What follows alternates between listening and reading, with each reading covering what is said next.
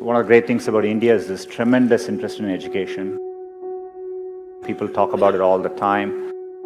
Most parents aspire for this for their children. And so I think it's a great foundation we have as a country.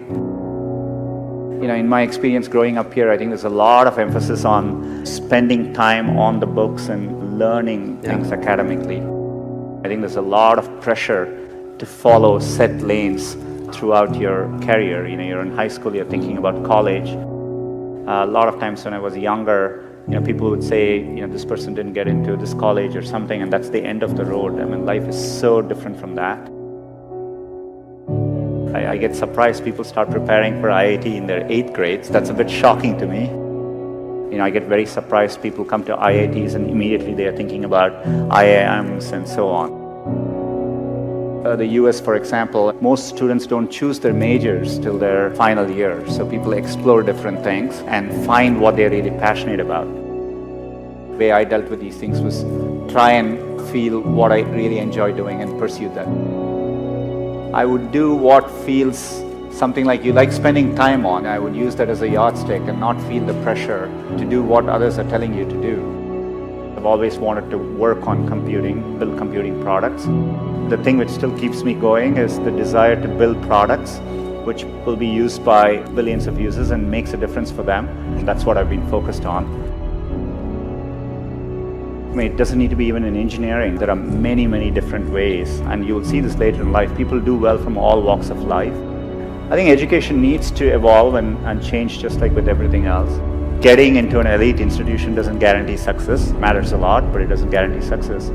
I would like to see people value creativity, value experience of doing things, taking risks. It is important to be well-rounded. I would encourage people to try different things, take some risks, follow their passions a little bit more, enjoy what you're doing. And what matters most is loving what you're doing and trying to do well at it. So I think if you follow your heart and do what you like, you will always do much better. It's worthwhile taking risks and trying to do something you're really excited by. And if the first attempt you don't do it, you can try again, and things tend to work out in the long run.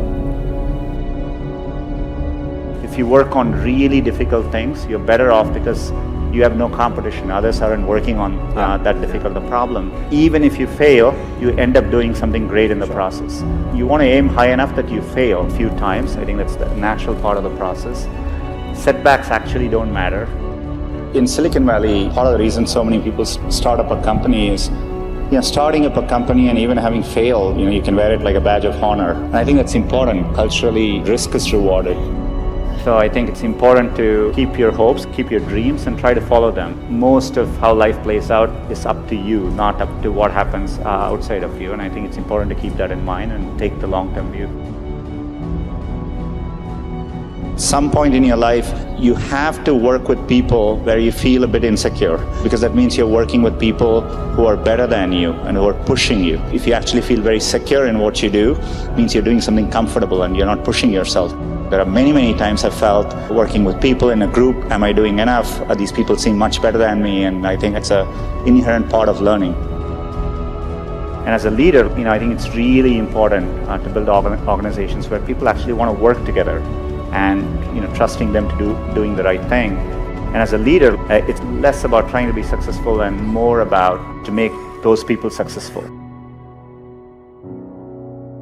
I'm absolutely, with full certainty convinced that India will be a global player in the digital economy, and it'll be competitive with any country in the world.